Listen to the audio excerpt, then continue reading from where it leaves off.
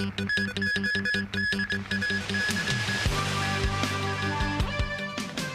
17-year-old boy who went missing for a week found on a hill in Siu Lake Yuen this afternoon. Phase 2 of the time-varying toll scheme for 3 cross-harbour tunnels set to be launched on December 10th. And Cathay Pacific to repay 50% of the government's COVID rescue package at the end of this year.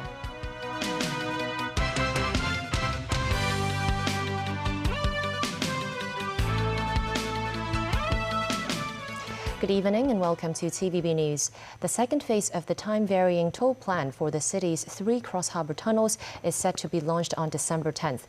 The Transport Department made the announcement today. Mimo Sengai has details. In August, the Transport Department launched the first phase of the time-varying toll plan, or the 633 scheme.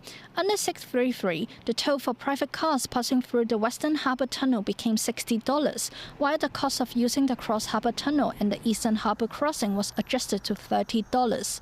While the purpose of the plan is to divert and regulate traffic over peak hours at the 3 road harbour crossings, some drivers said the new system has not made much of a difference. This taxi driver said the traffic situation remains pretty much the same. You still get traffic jams at the 3 road harbour crossings, he added. Starting from December 10th, drivers must adapt to a new system when the second stage of the time-varying toll scheme, also known as the 644 plan, is implemented. Under this phase, drivers will be charged multiple toll fees depending on what time they use the tunnels. For instance, private vehicles that use the Western Harbour Tunnel during rush hour must pay $60, unchanged from the first stage. However, the fee for the Eastern Harbour Tunnel and Cross Harbour Tunnel will be raised to $40, a $10 increase on the current fare. During regular hours, a flat rate of $30 will be imposed on private cars at the 3 tunnels. For off-peak hours, $20 will be asked from drivers who use the 3 crossings. A transitional toll arrangement will also be introduced between time periods, with the toll fees adjusted by $2 per 2 minutes. Taxi and commercial drivers, meanwhile, must pay a fixed fee of $25 and $50 at each tunnel, respectively. Lawmaker Ben Chan said the new arrangements are designed for people who have a flexible schedule. It is tricky to talk about the plan's effectiveness when the capacity of the 3 tunnels almost reaches the maximum, he said. Chan said the transport authorities can improve road planning near the entrances of the road harbour crossings to enhance traffic flow. Memos 9, TVB News. A 17-year-old boy who had gone missing for a week was found this afternoon on a hill at Siu Lake Yuen in Sha Tin, alive and conscious. This after continuous search and rescue efforts by disciplinary forces and civilians amid a typhoon and heavy rain that pounded the city. The boy's mother called the reunion with her son a miracle. A government flying service helicopter picked up the boy, Matthew Zhang, at around 3 p.m. today. The location, on a hill at Siu Lake Yuen in Sha Tin, near Hang Seng University. He was taken to Pamela Yu Nethersol Eastern Hospital without the necessity of any medical equipment except for a blanket to keep him warm. The hospital said he's in stable condition. Firefighters searching for the 17-year-old spotted him near Lo Shu Tin Hang in Siu Lake Yuen at around 2:15 p.m. today. He was conscious at the time and was immediately given energy-boosting drinks and clothes. When the fire department, the personnel first reached the subject teenagers, he is able to confirm his identity with us. And afterward, our crew member rendered ambulance to him on spot right away. For a reason that why he did not put on his clothes or whether he is dehydrated, we have to further inquire the subject teenager. It's believed the boy's school uniform was soaked because of the rain and he felt cold, so he took his clothes off. Matthew also reportedly said he stopped at the bush because there was water. Rescuers added that they went to Matthew's home to get his clothes to help search dogs locate the teenager. Drones have also been deployed and over 10,000 pictures were taken. Using artificial intelligence, the police analyzed the pictures to narrow down their search area. As to why the teenager went missing, officers say their investigation will continue, but so far there's nothing suspicious. Matthew's mother, who has been asking for help online over the past week, confirmed on social media this afternoon that her son was found alive. She and her husband then rushed to the hospital, and the couple thanked the police, rescuers, the boys' school, parents, alumni, and volunteers for the help. Speaking to the press, she said this incident shows that Hong Kong residents are loving and kind. She said, although it has been 8 days and there were rainstorm and a typhoon, we did not give up and our son is alive. I believe this is a miracle. The 17-year-old is a student of Diocesan Boys School, or DBS. He went missing at around lunchtime on October 4th without taking his phone or backpack. Matthew was last seen exiting the MTR gates of Shek Mun Station before walking down Hang Shin Link near Hang Seng University towards the direction of the Ma On Shan Country Park. Police, rescuers and DBS alumni have been looking for the boy non-stop, even during adverse weather conditions. The boy's mother earlier noted Matthew was worried about taking the university entrance exam next year and had been suffering from insomnia and stomach ache. In a notice, DBS wrote that school teachers and clinical psychologists will be available to provide support to those in need. It has asked the community to allow space and time for the boy's family and refrain from making speculations. Cathay Pacific shareholders voted to repay 50% of the government's COVID rescue package at the end of this year, with remaining repayments to be made by the end of July next year. In an effort to financially support Cathay Pacific during the COVID-19 pandemic, the government acquired $19.5 billion worth of the airline's preference shares. Timothy Lee tells us more. The city's flagship airline, which struggled financially during the coronavirus pandemic and having axed thousands of jobs, received a government injection of $19.5 billion in preference shares in June 2020. But the post-pandemic period showed positive signs for the airline, as demand for flights continue on rapid growth as Hong Kong residents can finally satiate their thirst for travel. Cathay has held a number of job fairs beginning in July in the mainland and has shown signs of recovery. In just the first half of this year, the carrier made over $4.2 billion in revenue. Earlier, the airline's board of directors suggested reacquiring 50% of the government's preference shares while reclaiming the other half by the end of July next year. The plan was put into action after a resolution was passed by Cathay shareholders. Cathay Pacific CEO Ronald Lam said the airline's road to recovery is now back on track, adding it's time for Cathay to repay the government for their support during the pandemic. The government previously loaned $7.8 billion to the airline, but Cathay said it has not used any of the money. As of now, the airline has already distributed over $1.8 billion of preference shares to the government. Regarding the government's $19.5 billion injection, the preferred shares carry a deferrable 3% coupon rate for the first 3 years, with the rate going up to 5% in the fourth year and 7% and 9% in the next 2 years, respectively. Some analysts estimated if Cathay completes their reacquisition of the preference shares by next July, the government can make between $2.2 to $3 billion from interest. Timothy Lee, TVB News. A U.S. official, speaking on condition of anonymity, said Washington believes the driver who crashed into the Chinese consulate in San Francisco on Monday did so with malign intent.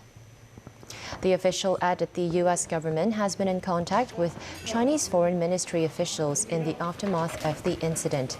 A witness described seeing the car barrel through the main doors at full speed before striking a wall. The witness said the driver was bleeding from his head as he exited the vehicle, yelling about the Chinese Communist Party. The driver was later shot by police and later died in hospital. The San Francisco Police Department said on Tuesday it had no other information about the driver's identity or motive. The department stated it is working and coordinating with investigators from the U.S. State Department and the Chinese consulate. Palestinians in the sealed-off Gaza Strip are scrambling to find safety as Israeli warplanes hammered multiple neighborhoods in retaliation for the deadly incursion by Hamas fighters. Israel has vowed on even more punishing escalation, calling up 360,000 reservists, and with Defense Minister Yoav Gallant saying, "We will eliminate everything." Hamas fighters continue to hold dozens of captives seized during their shocking attack into Israel over the weekend. Nasvi Karim with more. We're about 50 people, 50 young Israelis who have been summoned for the war effort, and more even want to volunteer. Nimrod Nadan is an Israeli medical student based in Lithuania, ready to sacrifice his studies and fight for his country. He is among tens of thousands of overseas-based Israelis who have been called up by their government. Israel has mobilized an unprecedented 360,000 reservists as they prepare for what is expected to be a massive ground offensive into the blockaded Gaza Strip enclave. Israel's war footing is in reaction to Saturday's surprise attack by fighters from Gaza's ruling Hamas party. The fighters infiltrated Israel territory and killed at least 1,200 people, including 155 soldiers. More than 200 targets in Gaza City, where Hamas allegedly launched their attacks, were hit by Israeli airstrikes, along with sites in Khan Yunis and Bureji refugee camp. In a Hebrew rallying call to soldiers, Israel's Defense Minister Yoav Gallant said, "Gaza won't return to what it was before. We will eliminate everything. So we understand that Hamas wanted to change the situation. It will change back 180 degrees, and they will regret this moment. They will regret it." This as Hamas fired rockets into the southern Israeli town of Ashkelon, while Israel and Lebanon's Hezbollah exchanged fire at Israel's northern border, raising fears of an expansion of the war. Palestinians, meanwhile, are heeding Israeli calls for Gaza residents to evacuate certain areas of the 40-kilometer-long strip. With Gaza's electricity authority saying its sole power plant will run out of fuel by today, residents are desperately seeking safety. Around 180,000 people in Gaza have been made homeless, with thousands seeking refuge in schools and others cowering in the streets. Many thousands are also looking to escape to Egypt via the Rafah border crossing, the only exit from Gaza to the outside world. But now that option is closed after the crossing was hit by airstrikes. Humanitarian groups are pleading for safe corridors to allow medical supplies into Gaza after Israel vowed a complete siege and halted the supply of fuel, food, water and medicines. Nazvi Karim, TVB News. U.S. President Joe Biden has condemned Hamas for its attack on Israel over the weekend, calling it sheer evil while pledging Washington's continued support for Israel. This comes as U.S. Secretary of State Antony Blinken is set to travel to Israel for talks with the country's leaders. Meanwhile, Turkish President Recep Tayyip Erdogan has condemned Israel's blockade of Gaza and reiterated his offer to mediate between the two sides. Daniel Rell tells us more. US President Joe Biden denounced Hamas, calling the surprise attack on Israel launched by Palestinian fighters an act of sheer evil, and detailed Washington's plans to support Israel. This was an act of sheer evil. More than 1,000 civilians slaughtered, not just killed, slaughtered in Israel. Among them, at least 14 American citizens killed. We're surging additional military assistance, including ammunition and interceptors, to replenish Iron Dome. We're going to make sure that Israel does not run out of these critical assets to defend its cities and its citizens. Biden spoke after his third phone call in 4 days with Israeli Prime Minister Benjamin Netanyahu. The US president said he told Netanyahu Washington's response would be swift, decisive and overwhelming if the US had been attacked this way, but that democracies must also uphold the rule of law in wartime. Biden added American citizens were being held hostage by Hamas and that he had directed his team to share intelligence to help with hostage recovery efforts. U.S. State Department spokesperson Matthew Miller later revealed U.S. Secretary of State Antony Blinken will arrive in Israel on Thursday to meet with senior Israeli leaders. Miller said Blinken's visit will be a message of solidarity and support, outlining that the Secretary of State wants to hear about the situation directly from the leaders of Israel and how Washington can support them. Meanwhile, White House National Security Advisor Jake Sullivan said U.S. intelligence did not pick up signs of the Hamas attack on Israel and has not yet seen any direct link between it and Iran. Elsewhere, Turkish President Recep Tayyip Erdogan condemned Israel's blockade of Gaza. He said cutting off electricity and water was a breach of the Palestinians' human rights. Erdogan also criticized U.S. plans to send an aircraft carrier to the region, saying the deployment could lead to massacres. The Turkish leader reiterated his offer to mediate between the sides and said he would continue his efforts to end the war. Erdogan later discussed potential mediation efforts in separate phone calls with United Nations Secretary-General Antonio Guterres and Russian President Vladimir Putin. Daniel Rowell, TV News. Cathay Pacific has announced the cancellation of all flights between Hong Kong and Tel Aviv until October 29th in view of the latest situation in Israel. Elsewhere, another strong earthquake has hit parts of western Afghanistan. A 6.3 magnitude earthquake was recorded in Herat province days after a quake killed more than 2,000 people. The latest earthquake, about 28 kilometers outside the provincial capital, Herat, triggered a landslide that blocked a major highway. Officials say at least 80 people were injured, but so far no deaths have been reported.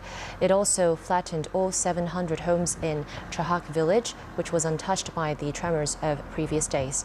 Many villagers were already sleeping out in the open or in tents since the earlier earthquakes. Still to come on tonight's news. Damage to an undersea gas pipeline and a telecom cable connecting Finland and Estonia appears to be caused by external activity. Flights suspended at London's Luton Airport after a fire at a car park. And a Chinese-Australian journalist returns to Melbourne after being convicted in China on espionage charges.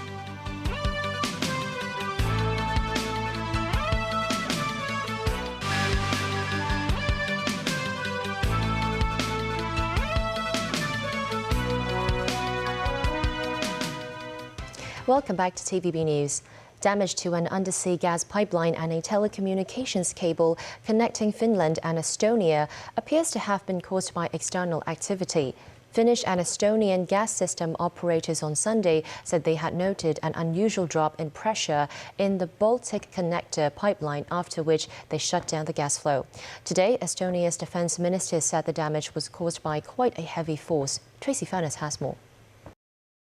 The Finnish government said Tuesday the damage to the gas pipeline and a telecommunications cable connecting Finland and Estonia under the Baltic Sea may have been a deliberate act.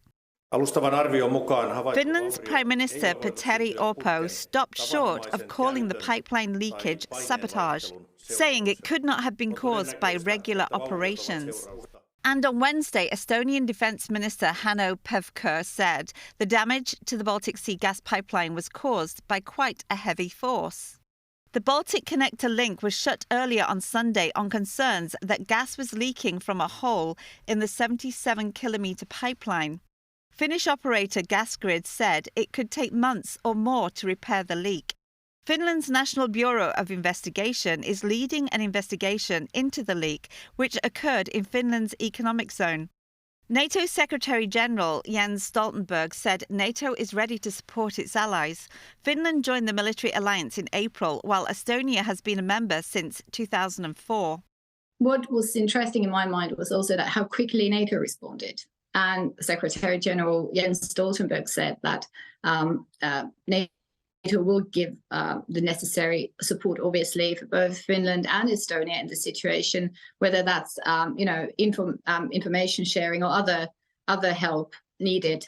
But I think this is also this is an issue that's not only important for Finland and Estonia, but NATO takes protection of critical infrastructure very seriously. Estonia has also launched an investigation into the malfunction of communications cable connecting it to Finland under the Baltic Sea.